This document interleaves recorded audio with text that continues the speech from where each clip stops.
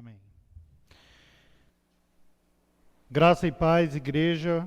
Boa noite a todos. A palavra de Deus no Salmo 95, de 1 a 2 diz: Vinde, cantemos ao Senhor com júbilo, celebremos o rochedo da nossa salvação. Saiamos ao seu encontro com ações de graça, vitoriemo-lo com salmos. É com esse salmo que eu quero abrir o sermão de hoje, abrir o momento em que nós estamos na casa do Senhor. Nós estamos aqui como família de Deus, para estarmos prestando esse serviço ao nosso Deus. Convido os irmãos a abrirem a Bíblia em João 1 e acompanhem a leitura, versículos de 1 a 14. João 1, de 1 a 14. A palavra de Deus diz assim: No princípio era o Verbo, e o Verbo estava com Deus, e o Verbo era Deus. Ele estava no princípio com Deus. Todas as coisas foram feitas por intermédio dele, e sem ele, nada do que foi feito se fez. A vida estava nele, e a vida era a luz dos homens. A luz resplandece nas trevas, e as trevas não prevalecem contra ela. Houve um homem enviado por Deus, cujo nome era João. Este veio como testemunha para que testificasse a respeito da luz, a fim de todos vierem a crer por intermédio dele. Ele não era a luz, mas veio para que testificasse a luz, a saber, a verdadeira luz, que vinda ao mundo ilumina a todo homem. O Verbo estava no mundo. O mundo foi feito por intermédio dele, mas o mundo não o conheceu. Veio para o que era seu, e os seus não o reconheceram. Mas a todos quantos o receberam, deu-lhes o poder de serem feitos filhos de Deus, a saber, aos que creem no seu nome. Os quais não nasceram do sangue, nem da vontade da carne, nem da vontade do homem, mas de Deus. E o Verbo se fez carne, e habitou entre nós, cheio de graça e de verdade. E vimos a sua glória, glória como unigênito do Pai. Amém. Irmãos, esse nosso momento de gratidão ao nosso Deus, é um momento em que nós temos que agradecer desde a pequena gota que cai do céu, o ar que nós respiramos, o momento em que nós nos levantamos, que nós acordamos e que temos a possibilidade de estar aqui, dando glórias a Deus por isso. Convidar os irmãos a curvarem suas cabeças e vamos orar para o nosso Deus agradecendo por esse momento. Pai querido, nós te agradecemos, Senhor, pelo privilégio de estarmos à sua casa. Obrigado, Pai amado, por cada irmão aqui presente, porque nós entendemos, Pai, que todos nós estamos aqui pela sua vontade, Senhor. E sem ti, Pai, nada, simplesmente nada pode se fazer, Pai. Desde o início dos tempos, o Senhor cuida de nós e o Senhor estava lá, Pai. Pai amado, nós confiamos nas suas providências, em tudo que o Senhor faz, Pai, porque o Senhor é o Deus maravilhoso para as nossas vidas. Obrigado, Pai amado, pela vida da nossa igreja, Pai, por todos os irmãos que estão aqui, os irmãos que não puderam vir, Pai, estende essas bênçãos também. Ó Pai querido, nós te agradecemos por mais esse dia, te agradecemos e te oferecemos esse culto, Pai, porque nós somos gratos por tudo que o Senhor faz para a nossa vida. Nós te agradecemos, Pai querido, em nome de Jesus, amém. Convido os irmãos que puderem estar de pé e juntos cantarmos o hino 266 do Inário Novo Cântico, Rude Cruz.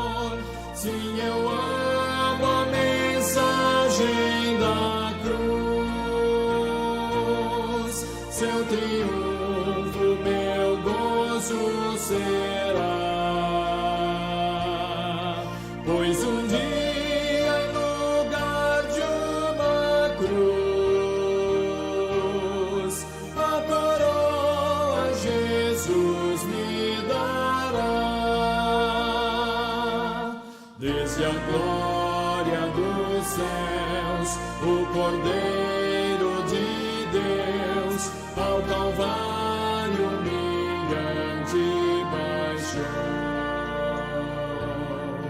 Nessa cruz para mim há mistério sem fim, porque nela Jesus me salvou.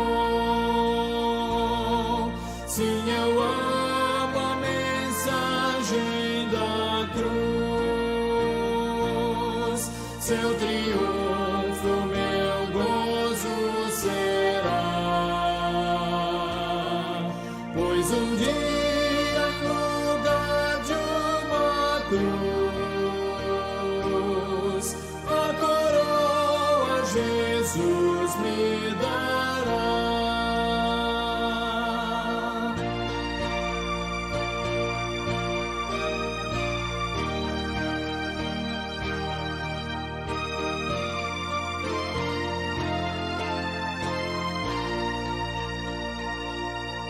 Nessa cruz padeceu, desprezado morreu, meu Jesus para dar-me perdão. Eu me alegro na cruz, dela vem graça e luz para minha santificação. Sim, eu amo a mensagem da cruz, seu triunfo meu gozo será, pois um dia em lugar de uma cruz, a coroa Jesus me dará.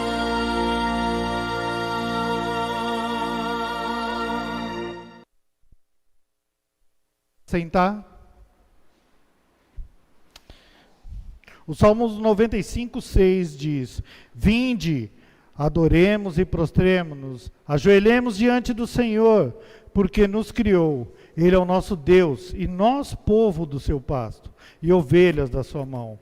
Hoje, se ouvirdes a sua voz, não endureçais o coração, como em Meribá, como no dia de Massá no deserto, quando os vossos pais me tentaram, pondo-me à prova, não obstante terem visto as minhas obras.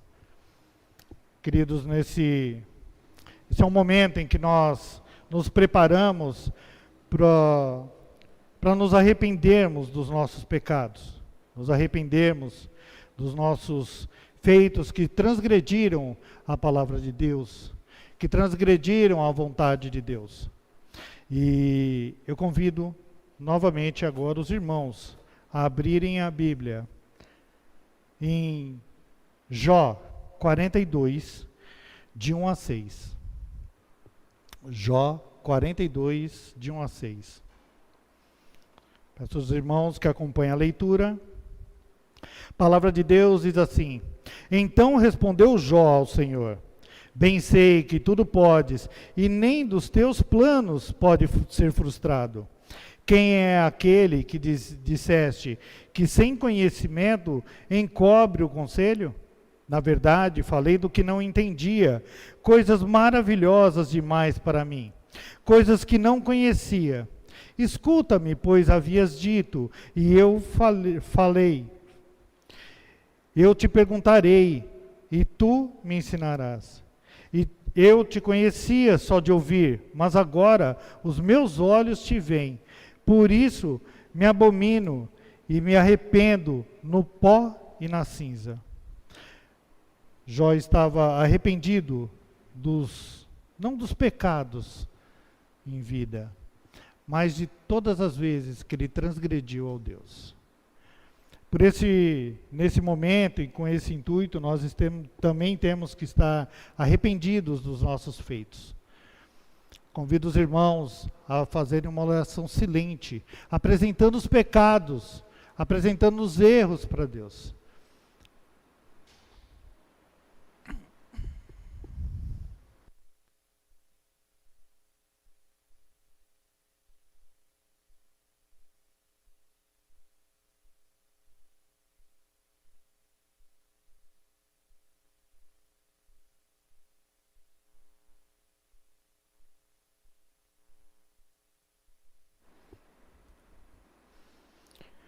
Pai glorioso, mais uma vez, diante da sua presença, Senhor, queremos apresentar os nossos erros, Pai, e as nossas falhas. Porque nós estamos com os corações, Pai, abertos, Pai. Nós estamos arrependidos dos nossos maus feitos, Pai. E por isso nós estamos aqui para te apresentar todos esses erros. Pai, os pecados têm nome, sobrenome, Pai. Nós sabemos tudo aquilo que nós fizemos, Pai. Mas o Senhor precisa, Pai, da nossa boca, escutar, Pai, o que nós falamos, o que nós fizemos, onde nós erramos. Para que nós possamos ter a consciência, Pai, dos nossos erros e saber, Pai, das nossas falhas. E isso nos traz, Senhor, o arrependimento, porque isso transgride a sua lei. E nós nos colocamos agora, Pai, prostrados diante de Ti, como igreja, Pai, para apresentar todos esses erros, Pai. Todas as nossas falhas, os momentos que nós deixamos, Pai, de cumprir aquilo que foi determinação Sua, Pai. Tanto do ID, Pai, e dos pecados que nós agimos por ação e por omissão. Nós pedimos perdão de todos eles, Senhor. Nesse momento nós nos colocamos diante de Ti, Pai. Obrigado, Senhor, porque nosso coração está arrependido, porque nós somos tementes a Ti, Pai, e nós reconhecemos isso. Nós colocamos, Pai, diante do Seu Filho Jesus, essa oração. Amém. Convido agora os irmãos novamente que puderem ficar de pé para cantarmos o hino 222 do Inário Novo Cântico.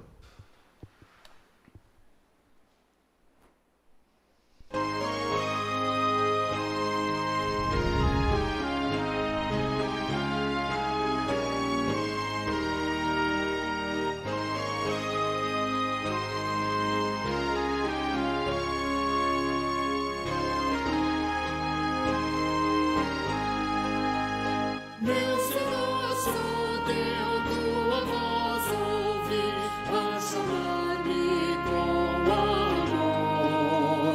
E contigo sempre desejo estar, ó bendito Salvador. Mais perto da tua cruz quero estar, ó Salvador. Mais da tua cruz, eu desejo estar, Senhor, a seguir-te sempre eu me decidi, constrangido pelo amor, jubiloso, pois me declaro teu, sem reservas, meu Senhor. Mais da tua cruz, quero estar, ó Salvador. Mais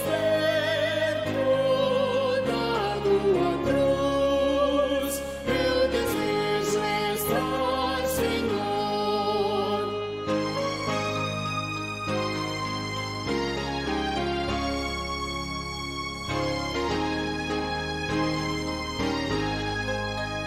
Que prazer sem par, que delícia é aos teus santos pés te achar.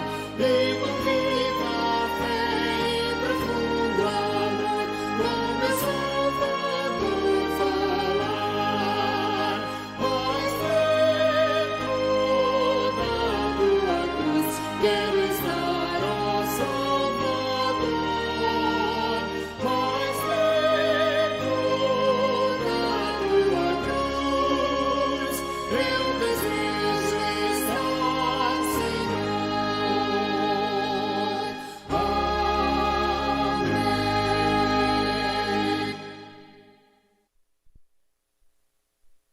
Ao nosso irmão Igor para trazer louvores para a nossa igreja, aqueles que puderem estar de pé louvando ao nosso Deus, que tiverem condição, né? Obrigado.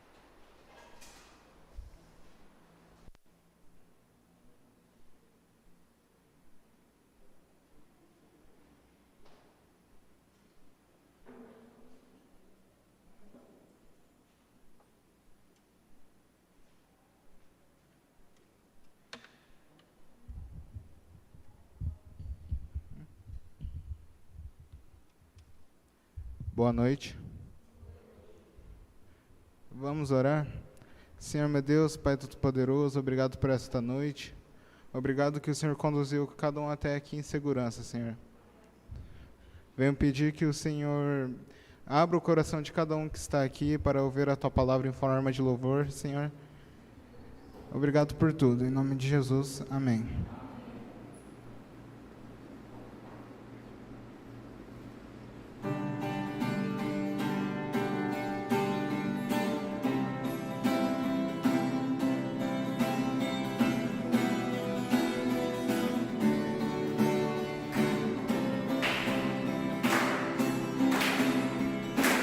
Eu te busco, te procuro, ó Deus. No silêncio tu estás. Eu te busco, toda hora espero em ti. Revela-te a mim, conhecer-te eu quero.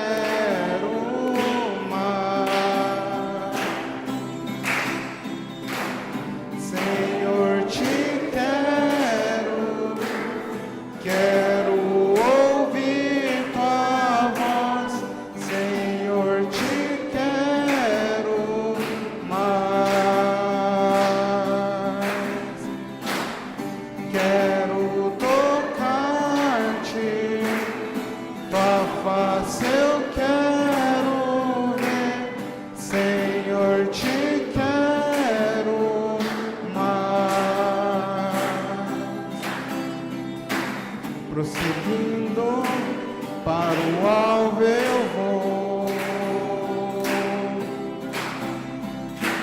a coroa conquistar.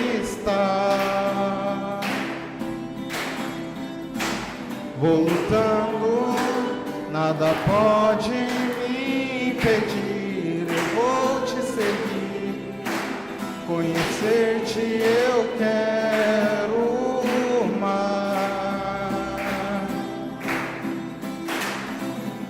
Senhor, te quero, quero ouvir tua voz.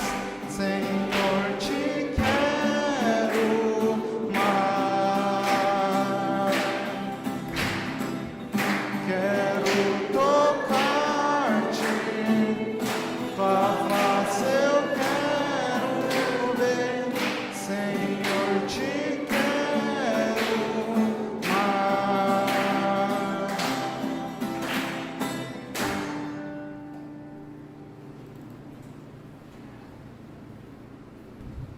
Durante o próximo louvor, os irmãos que vieram preparados para os dízimos e ofertas podem depositar no gasofilácio. Lembrando que essa é a obrigação dos membros da igreja. Os visitantes não se constranjam com esse momento.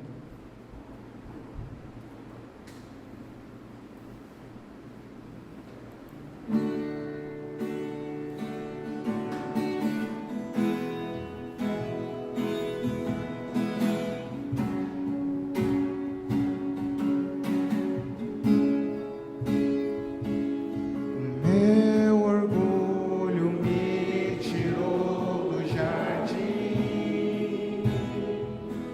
sua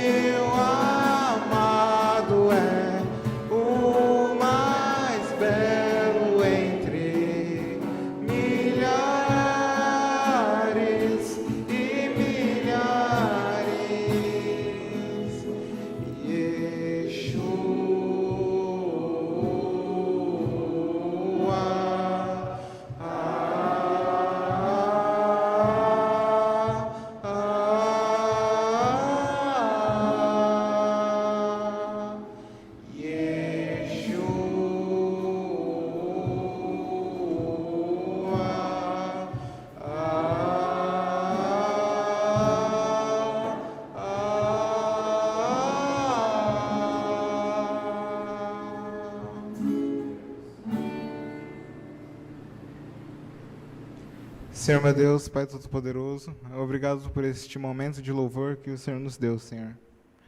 Venho pedir novamente que o Senhor agora abra o coração de todo mundo que está aqui para ouvir a Tua palavra, Senhor. Em nome de Jesus, amém.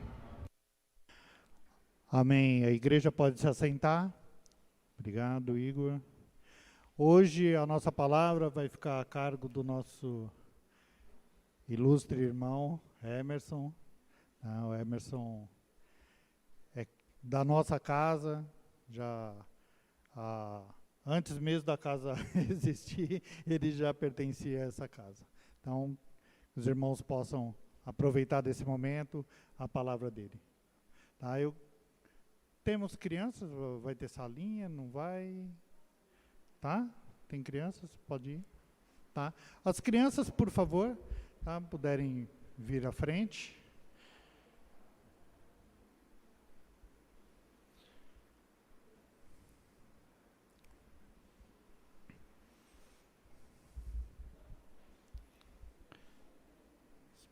Espera um pouquinho para a gente orar. Vamos orar? Pai amado, nós colocamos diante de Ti, Pai, essas crianças, para que elas possam, Pai, estar ouvindo a Sua palavra, conforme a linguagem que elas possam entendê-la. Que a nossa irmã, Pai, possa trazer a palavra, ser usada, Pai, como um instrumento Seu para falar direto ao coração dessas crianças. Que elas possam estar levando, Pai, esse ensinamento para toda a sua vida.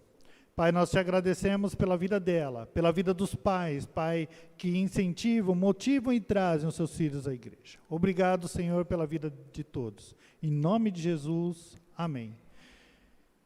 Irmão, agora é a sua vez, fica à vontade. Graça e paz. Todos me ouvem bem?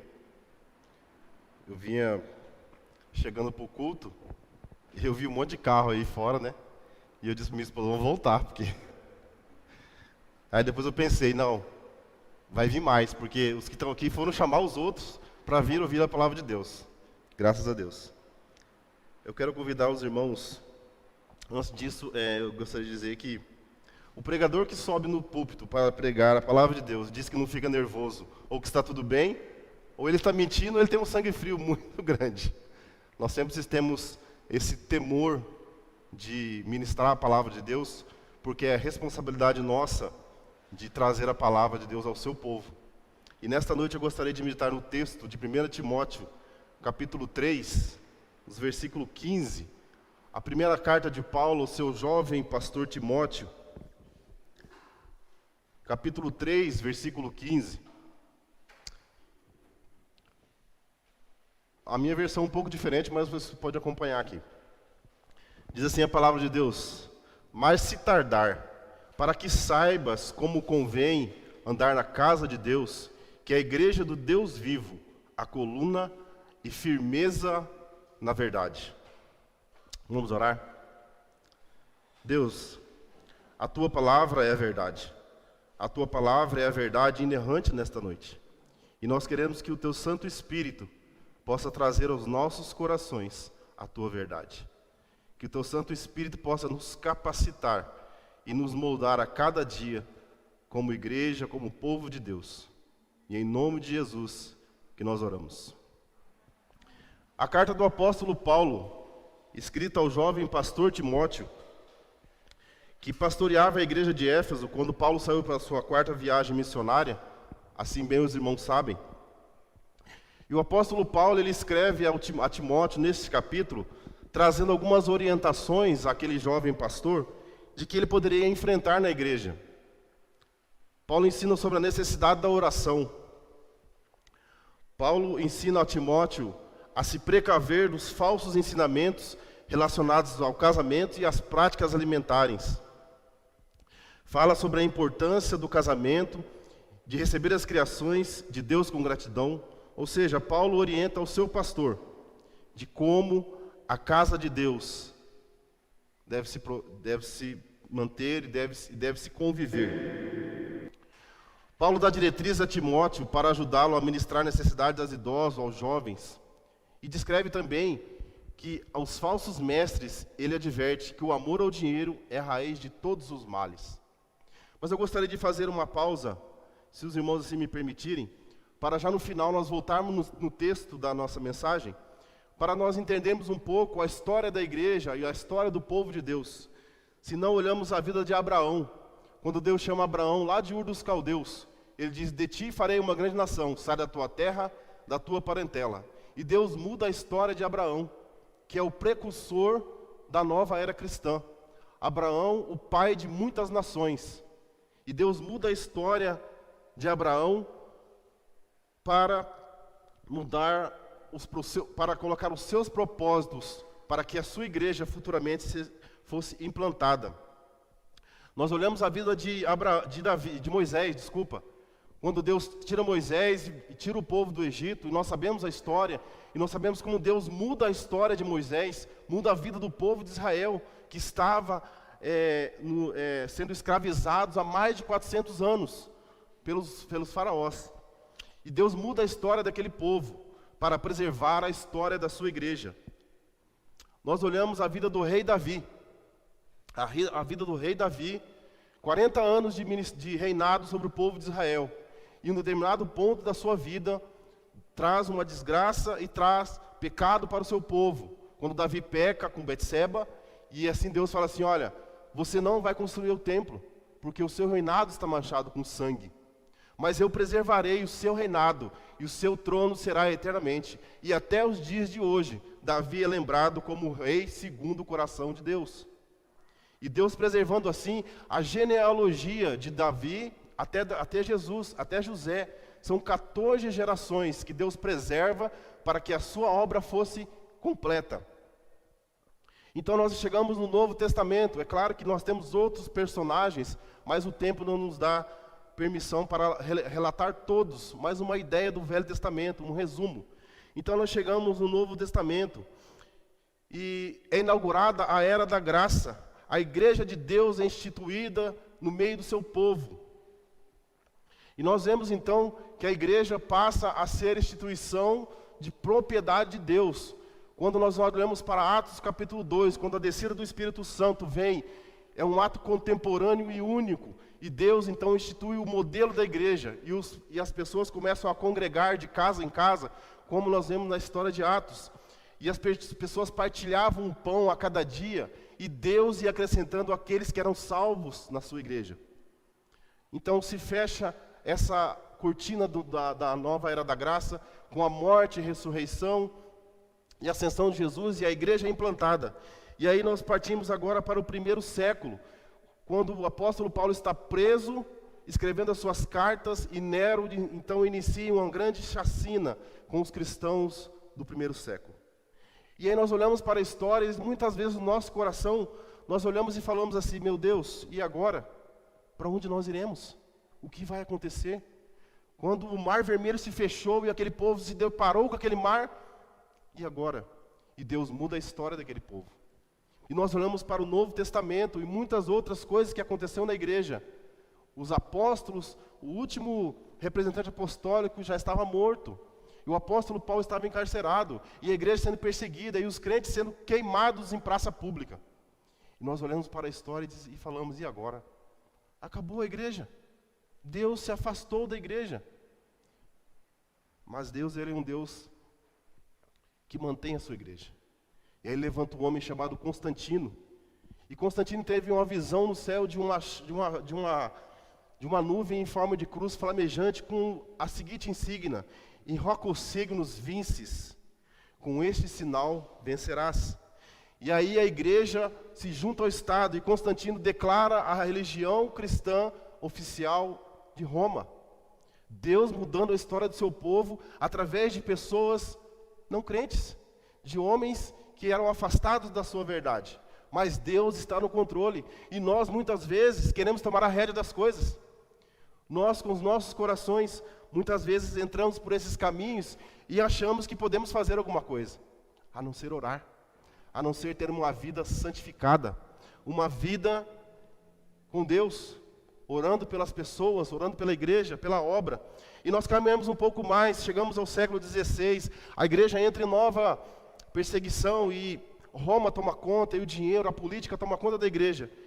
E Deus levanta um homem chamado Martim Lutero, um monge da ordem augustiniana, que se volta para a palavra de Deus. Ele transcreve a palavra de Deus para o seu povo, e o povo é alcançado, e nós já conhecemos a história. E a igreja ressurge novamente.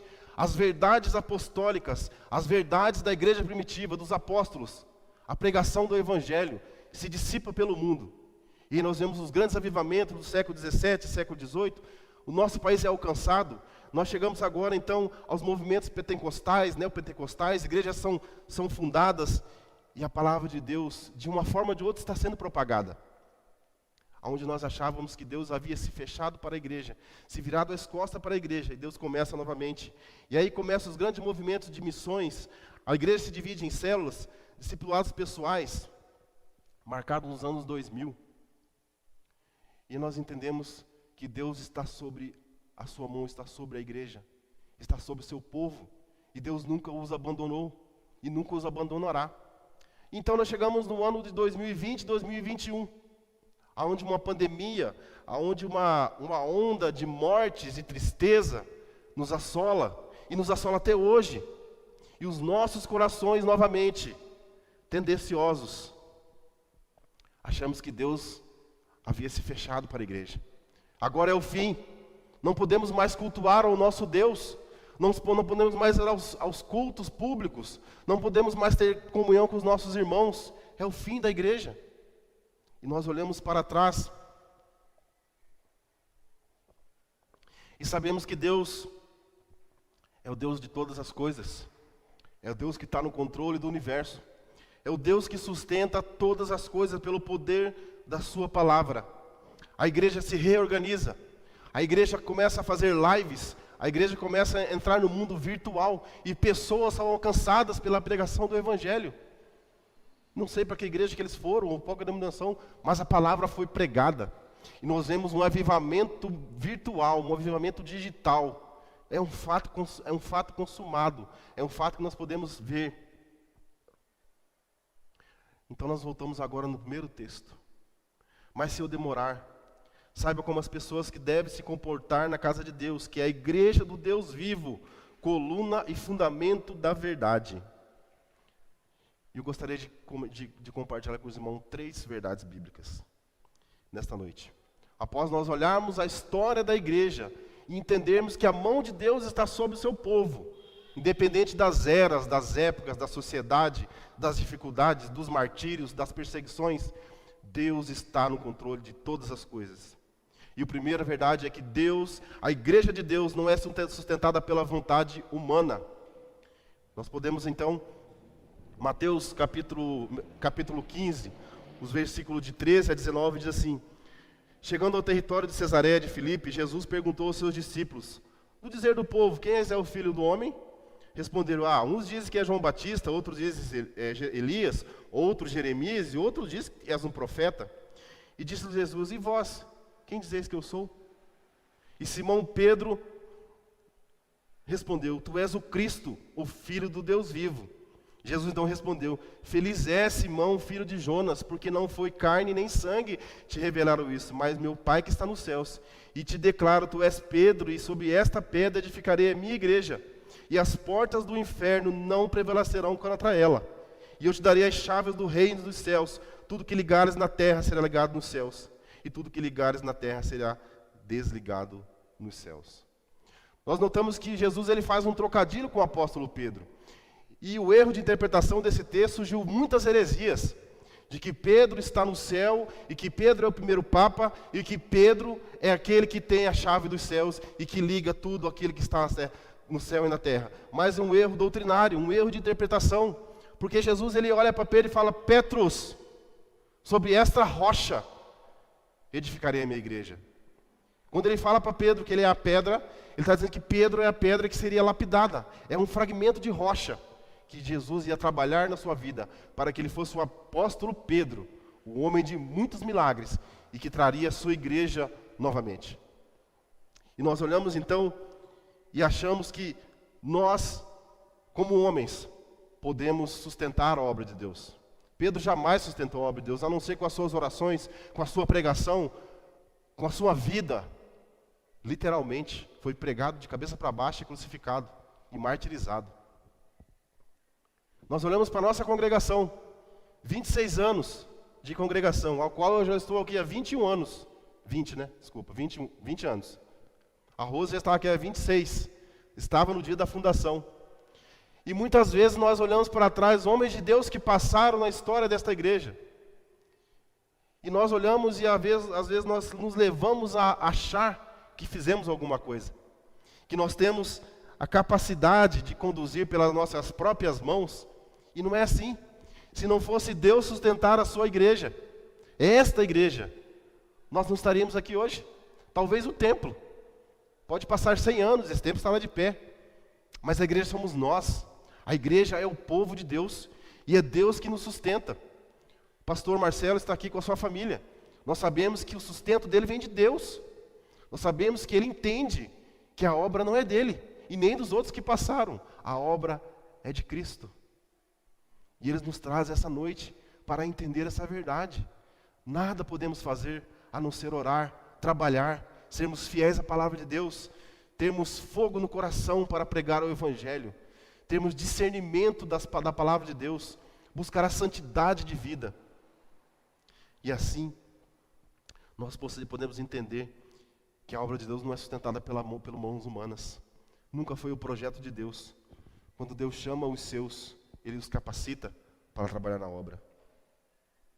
A igreja de Deus também, a segunda verdade, Deus não nos sustenta, ela não é sustentada por fábulas e nem por mentiras. Nada se sustenta fora da verdade de Deus. Nada se sustenta fora da palavra de Deus. Quando nós olhamos para o texto de Atos 5:38, diz assim a palavra de Deus: E agora vos dai de mão a estes homens e deixai-os, porque se este conselho ou esta obra é de homens, se desfará. Mas se é de Deus, não podereis fazê-la, para que não aconteça seres também achados combatendo contra Deus. Nós vemos os apóstolos diante dos sinédrios, lá em Atos, no fundamento da igreja.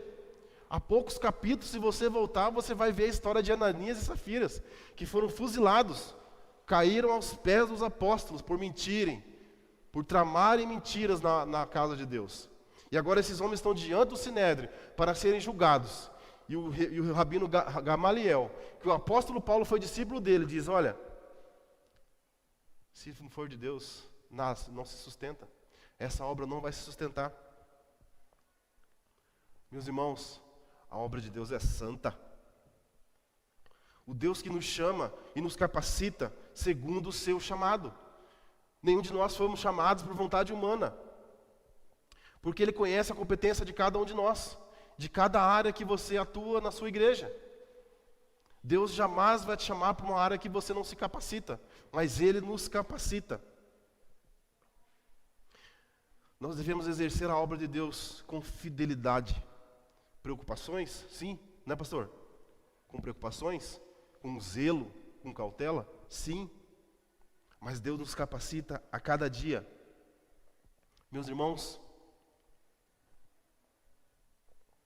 é tempo de despertar. É tempo de acordar. É tempo de agir. Não há muito tempo. Jesus está às portas. Nós pressentimos isso. A igreja de Deus está próxima da sua glória eterna. A igreja de Deus, coluna e baluarte da verdade, está próxima de se encontrar com o seu noivo. Como está lá em Apocalipse, capítulo 20.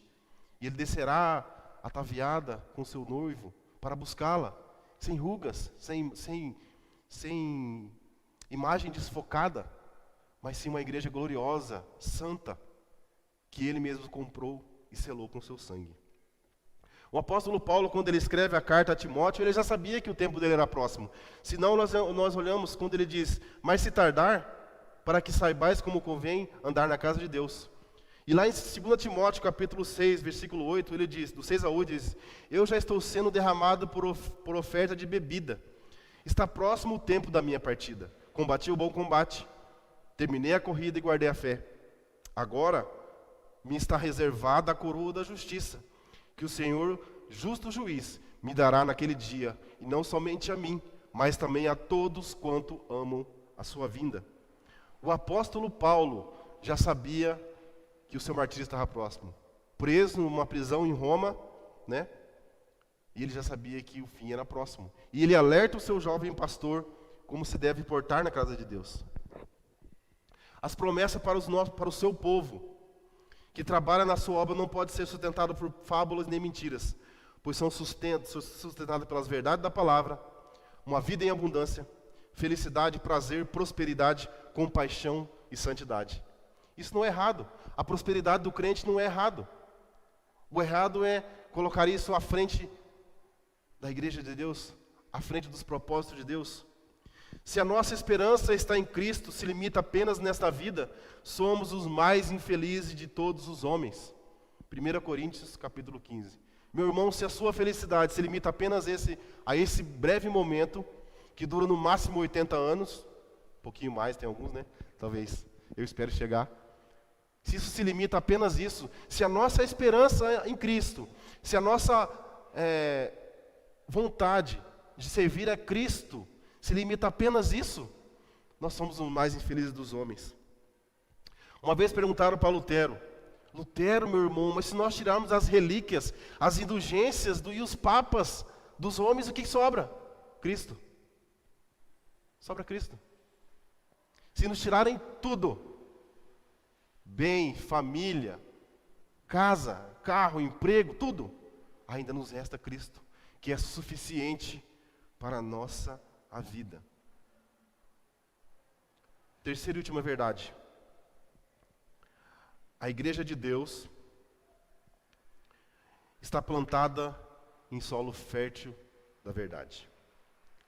João capítulo 17, 14, 17 diz assim: deles a tua palavra, e o mundo os odiou, porque não são do mundo, assim como eu não sou do mundo.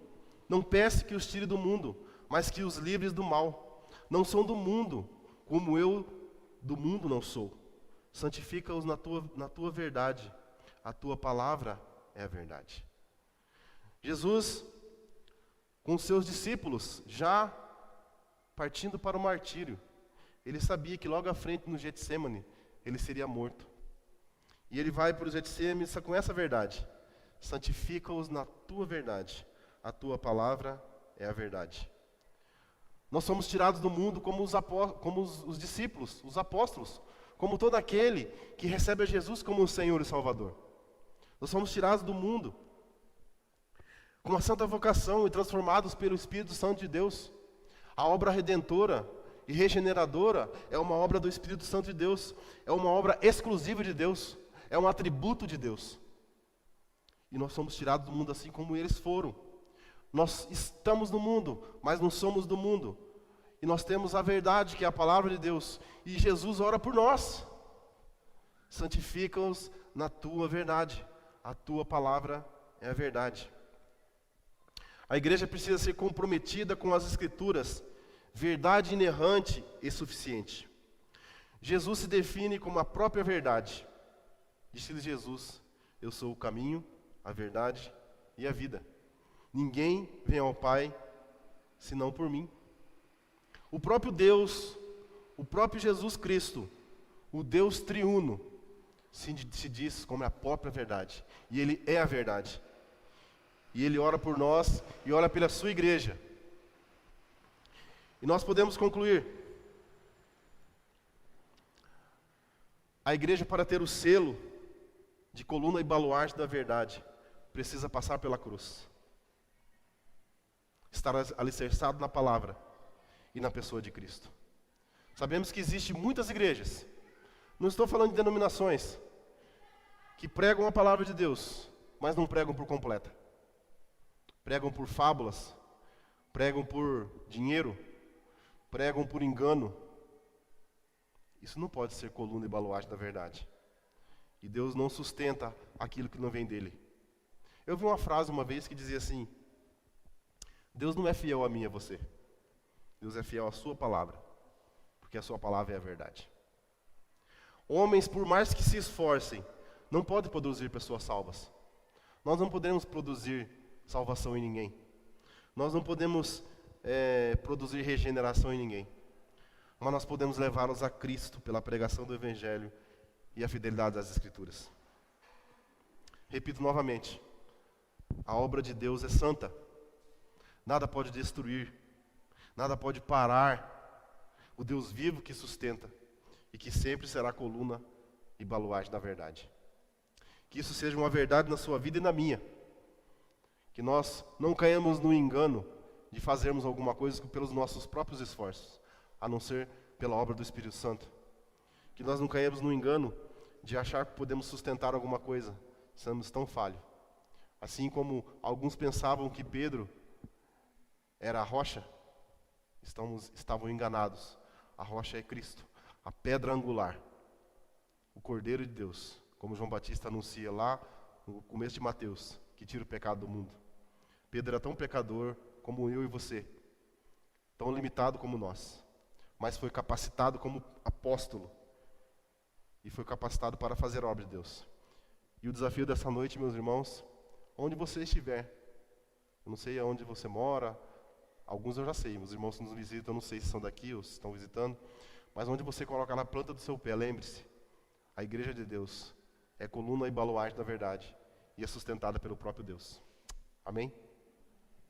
Vamos nos colocar em pé?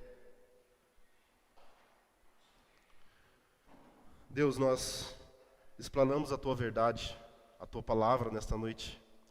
Que nossos corações recebam a Tua palavra, que nós saímos daqui transformados pelo Teu Santo Espírito, que nós saímos aqui como igreja do Senhor, e onde nós estivermos, podemos levar a Tua palavra, a fidelidade às Tuas Escrituras, e levar as pessoas a Cristo, para que elas possam receber o Teu amor, receber a Tua graça, receber a Tua salvação.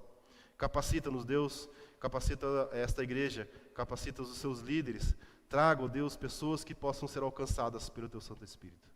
E que nessa noite haja mudança de vida, que essa noite haja transformação da mente e dos nossos corações. É em nome de Jesus que nós oramos. Amém. Pastor?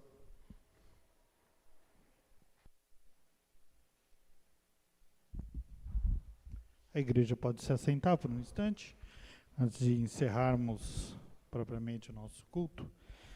Alguns recados são necessários. Primeiro, pedir desculpa aos nossos visitantes, que a nossa placa indica o nosso culto às 18 horas. Durante esse ano da pandemia, nós mudamos o horário por conta dos protocolos. E essa semana nós alteramos, na realidade, domingo passado, mas não alteramos na placa ainda. Porque nós ainda estamos testando esse horário, se nós vamos nos adaptar a ele ou voltar ao horário anterior. Então, primeiro peço desculpa aos nossos visitantes.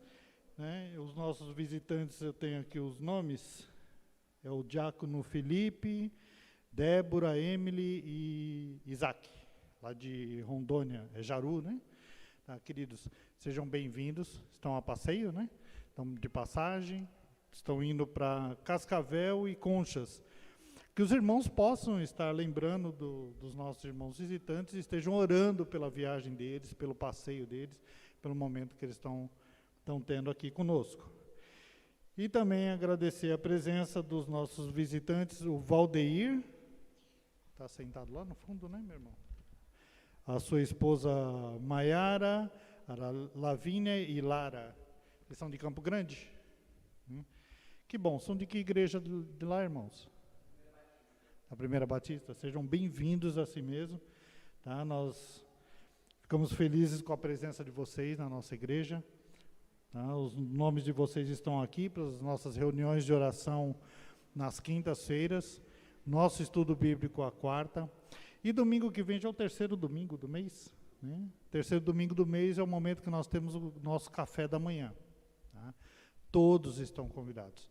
Inclusive os visitantes, se estiverem na cidade, por gentileza, às 9 horas nós tomamos um café da manhã aqui na igreja e depois seguimos para o nosso estudo bíblico. Tá bom? Tá? Nós gostaríamos de cumprimentar, de ser muito mais calorosos com os nossos visitantes. Os protocolos não deixam, mas mesmo assim nós podemos ainda tomar um cafezinho, tá? Bem reservado ali no cantinho, nós temos uma salinha. Hoje, por conta da chuva, acabou alagando aqui o espaço, então demos uma limpada, tá mais ou menos, mas dá para a gente tomar um cafezinho ali rapidamente. Tá? Todos estão convidados para o café, ok? Vamos orar pela vida do nosso irmão e pela nossa igreja. Obrigado, Emerson, pelas palavras muito boas. Gostei, depois você me passa o estudo, por favor. Tá? E a semana que vem, se quiser, você fica à vontade, tá? Muito bom. Queridos, tá? Vamos orar para estar encerrando. Vou convidar novamente os irmãos a ficarem de pé, para orarmos para encerrar. Amado Deus, diante da sua presença mais uma vez, Pai, nós agradecemos pela palavra que foi lida, Pai, que foi traduzida aqui para nós, Pai, que foi trazida para os nossos corações. Obrigado, Senhor, pela vida do irmão Emerson, pela sua predisposição, pelo seu empenho no estudo, Pai amado. Obrigado também, Senhor, pela nossa igreja, pelos irmãos que, mesmo com esse clima, Pai, que não está favorável, conseguiram chegar à igreja, Pai, conseguiram estar nesse momento aqui conosco. Pai, essa igreja é uma igreja simples, Pai, é uma igreja que também, assim como a sua palavra, Pai, que é simples, tá? É de fácil entendimento, ela também é calorosa, Pai, assim como o seu amor. Pai amado, obrigado pela vida da nossa igreja, Pai, por cada irmão aqui presente. Pai, nos leva de novo, Pai, aos nossos lares, nos leva, Pai, aos nossos aposentos, o momento de descanso, Pai, logo mais. Obrigado, Senhor. E nos traz, Pai, para uma semana cheia do Espírito Santo, Pai, preparados para aprender com a palavra que o irmão trouxe aqui para nós, Pai, que começa agora a nossa diferença. Que nós possamos reconhecer, Pai, o seu agir sobre a nossa vida. Que nós possamos, Pai, agir cada vez mais ao favor do seu evangelho, Pai amado. Obrigado, Senhor, pela nossa vida. Obrigado por esse momento. Nós te agradecemos, Senhor. Em nome de Jesus, seu Filho amado. Amém. Queridos, podem ficar à vontade. O culto está encerrado. Aqueles que quiserem tomar um cafezinho, fiquem à vontade.